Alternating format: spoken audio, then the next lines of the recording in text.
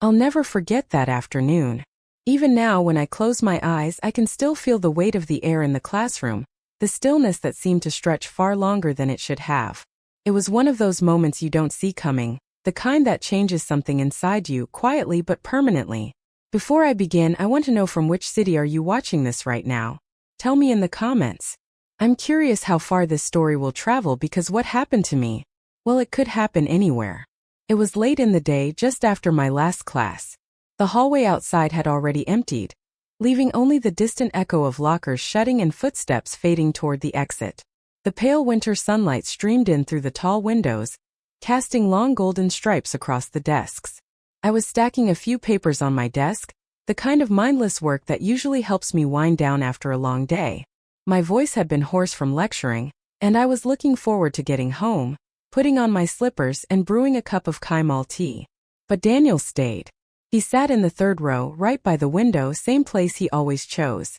His books were closed, his bag still under the desk.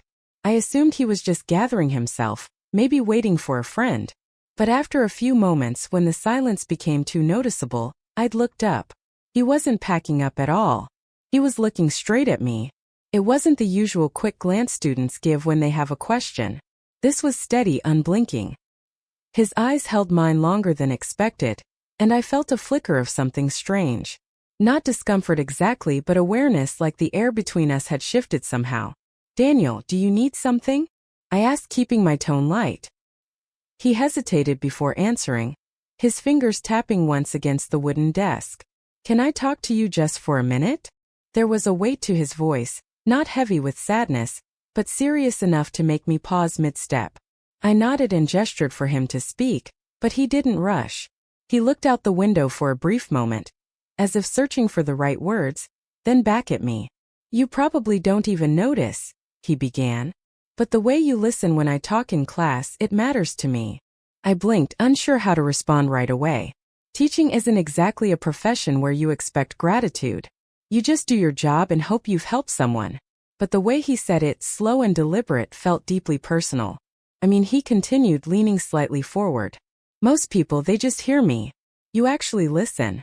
And I needed you to know that it was such a simple statement, yet it landed with an impact I didn't anticipate."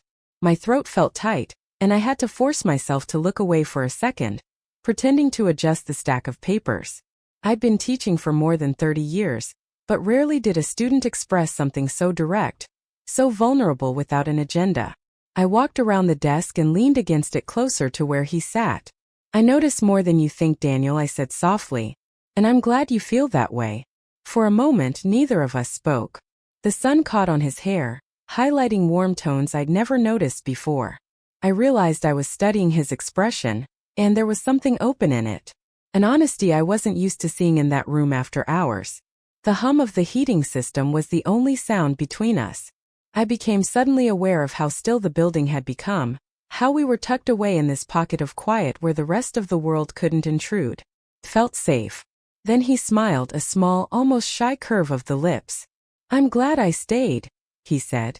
I laughed under my breath, though my voice was softer than usual. "Me too." We didn't rush to end the moment. He didn't grab his bag and hurry out, and I didn't busy myself with papers just to break the silence. We just let it be.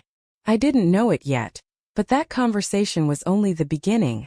What Daniel shared that day would lead to a series of talks, moments, and unexpected realizations that would make me see both him and myself differently. And if I'd left the classroom just 2 minutes earlier, I might have missed it all. The following week, I found myself watching the clock more than usual as my last class drew to a close.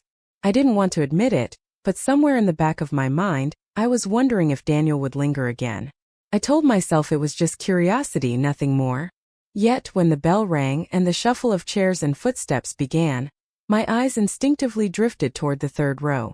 Sure enough, he stayed. The others filed out with their usual chatter and rustling coats, the cold January wind sneaking in through the open door before it swung shut behind them. Soon it was just the two of us again in that same quiet space. The sunlight was softer this time, partly hidden behind clouds, making the room feel closer somehow, like the walls were drawing in to listen. "You didn't have to wait," I said, though my voice didn't quite carry the authority it might have on another day. I wanted to, he replied without hesitation. He was already halfway standing, but instead of approaching my desk, he moved to the windowsill, resting his hand on the cold glass as he looked outside. It's strange how different this room feels when it's empty. I smiled faintly. Most people can't wait to get out once class is over. Maybe that's the point, he said, glancing back at me. It's quiet here, and I can actually say what I'm thinking without. He stopped himself, letting the thought hang. Without what? And wondered, without judgment, without interruption. What is it you're thinking? I asked, taking a few steps closer. He hesitated again, but his eyes didn't waver from mine. That you remind me of someone. Someone who used to make me feel like I mattered. The words hit me harder than I expected. I wanted to ask who, but something about the way he said it made me feel that the name wasn't as important as the feeling. I could see in his face that it wasn't a casual comparison. It meant something. I'm glad I make you feel that way, I said quietly, though I'm not sure I deserve the credit. You do, he insisted. We stood like that for a moment, him leaning slightly against the window, me just a few steps away, the space between us not feeling like distance but rather an invisible thread. Outside, the bare branches of the trees scratched against the glass in the wind. Inside, the air felt warmer, though I couldn't tell if it was from the heating or from something else entirely. Can I tell you something without you? Turning it into a teacher-student thing, he asked suddenly. I nodded, my pulse quickening just a little. Sometimes I think you understand me better than people I've known my whole life. His voice was steady, but his eyes held a flicker of vulnerability. There was a weight to that kind of confession. It wasn't romantic, not in the way people might assume. It was more profound than that. The trust in his voice was the kind of thing that you can't force, the kind that builds quietly over time without you even realizing it. I found myself moving to the other side of the room, sitting on the edge of a desk closer to where he stood so I didn't have to raise my voice. Maybe we all just need someone to really see us, I said. And maybe that's what's been missing for you. He looked at me for a long moment, then smiled faintly, almost as if he just heard something he'd been waiting for without knowing it. Yeah, he said softly. Maybe. The silence after that wasn't awkward. It was full. Eventually, he straightened, reached for his bag, and slung it over his shoulder. But before he left, he paused at the door. Thanks for letting me stay, he said. You don't need permission, I replied. You're welcome here. When the door closed behind him, I stayed sitting there longer than I intended, staring at the faint fog his breath had left on the window. I realized with a strange mix of anticipation and hesitation that I was already wondering what our next conversation would bring, and part of me knew. We were both crossing into something neither of us had planned for. The next time Daniel stayed after class, there was no hesitation, no need for him to hang back as though deciding. It was as if it had already become an unspoken agreement between us. It was a Friday afternoon, the kind of day when most students practically sprint for the exit. The air outside carried a damp chill from the rain earlier, and the room smelled faintly of wet coats and paper. I'd been jotting notes on the board for Monday's lesson, but when I'd heard the shuffle of a single desk behind me, I knew without turning that it was him. You're making this a habit, I sent over my shoulder, my voice lighter than I felt. Maybe I am, he replied. Do you mind? I turned then, meeting his eyes. Not at all. He smiled faintly and sat on the corner of the front row desk, his bag still on the floor. His posture was relaxed, but his gaze was steady, like he'd been holding on to something he wanted to say. It's strange, he began, how in class I can follow every rule, keep every thought inside the boundaries I'm supposed to. But when everyone leaves, he trailed off, glancing toward the door before returning to me. It's different. I don't have to pretend so much. I leaned against my desk, curious but cautious. Pretend about what? That I'm fine all the time. That I don't need anyone to listen. His voice was quiet, but there was no anger in it, just honesty. Something in me softened. I'd heard countless student confessions over the years, breakups, home troubles, ambitions, fears, but Daniel's way of speaking wasn't about a single problem. It was about the deeper need we all carry, to be heard without being fixed. Sometimes, I said gently, it's not about solving anything. It's about knowing someone actually sees you. He nodded slowly, his gaze dropping for a moment. You do that for me, and I don't even think you realize how rare that is. The room felt warmer. though I knew the thermostat hadn't changed. The hum of the heater was a steady backdrop to our quiet exchange.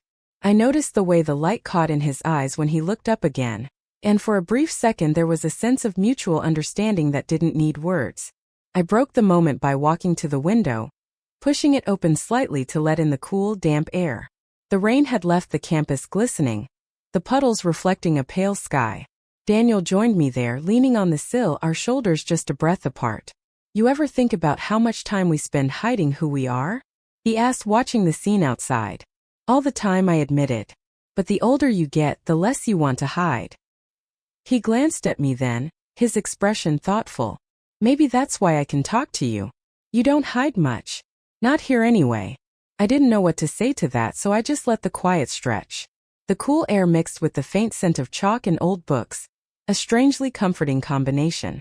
When the clock on the wall ticked toward evening, I finally closed the window. "You should probably get going before the janitor locks us in," I said with a small smile. "Yeah," he replied, but he didn't move right away. Instead, he looked at me one last time. "Thanks for today, for all of it." After he left, I stood there a while longer, the echo of his voice lingering in the room. I realized I'd started looking forward to these moments more than I should admit, not because they broke the routine, but because they made the day feel fuller, richer in a way I hadn't expected. And though I didn't want to name it yet, something in my gut told me this connection was still unfolding, and the next step might change the way I saw him forever. It was the Thursday before spring break when everything shifted. The sky outside was a clear, deep blue, the kind of rare warm day that teased the end of winter. My classroom windows were open for the first time in months, letting in the scent of fresh grass and the distant sound of students laughing somewhere on the lawn. Most of my class had been restless all afternoon, their minds already on the week ahead. As soon as the final bell rang, they bolted for the door in a rush of backpacks and sneakers squeaking on the tile. I stayed behind, erasing the board and tidying my desk, my back turned until I realized I was no longer alone. Daniel hadn't moved. I didn't even pretend to be surprised this time. "I thought you'd be out enjoying the weather by now," I said, turning toward him. He shook his head, leaning back in his chair. "I didn't come here for the weather." There was a quiet weight in his tone that made me pause. I walked over to the desk across from his and sat on the edge, close enough to see the shift in his expression. "You've been carrying something," I said softly, "and I think today's the day you're going to tell me." He let out a slow breath, almost a laugh, but not quite. "You're right. I've been trying to figure out how to say it without making it sound wrong." I waited, my hands resting loosely in my lap. "You've been the only person who actually listens to me," he began, his voice low but steady. "The only one who doesn't make me feel like I'm too much or not enough. And that means more than I know how to explain." The sunlight fell across his face, highlighting the sincerity in his eyes. This wasn't the eager confession of someone trying to impress. It was the raw truth of a person who had finally decided to let themselves be known. "I don't think you realize," he went on, "how much you've helped me, and I'm scared that after this things might feel different, but I can't keep it in anymore." I felt my chest tighten, not with fear, but with the heaviness of what I knew he was trusting me with. There was no rush, no expectation in his voice, only the deep, vulnerable honesty of someone laying down a piece of themselves. "Daniel," I said quietly, "things will be different, but maybe that's not a bad thing." For a moment the world outside seemed to fade. I could hear the faint ticking of the wall clock, the rustle of leaves through the open window, the slow rhythm of our breathing. He leaned forward slightly, his hands folded together. "I just needed you to know that you've made me see myself differently, that you've made me believe I'm worth listening to." The words struck something deep inside me. I'd spent years in this room teaching lessons, grading papers, giving feedback, but this was the kind of moment that reminded me why I'd chosen this life in the first place.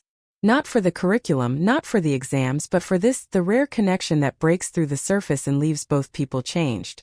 I reached over, resting my hand lightly on his forearm. "You are worth listening to always." His shoulders eased, and a small smile tugged at his mouth, not wide but full of relief. We stayed there for a while longer, talking about nothing and everything, books we loved, moments that shaped us, things we wished we'd said to people long gone. And when he finally stood to leave, the sunlight was already shifting toward evening. At the door he looked back once. "I'm glad I stayed after class that day," he said. Me too, I replied. When the door clicked shut behind him, I sat alone in the golden light, feeling the quiet hum of something rare and unspoken. What had started as a simple moment between teacher and student had grown into a connection that neither of us could have planned, one built not on rules or roles, but on the simple, extraordinary act of truly seeing each other. And I knew as the room darkened around me that some conversations are meant to stay with you for the rest of your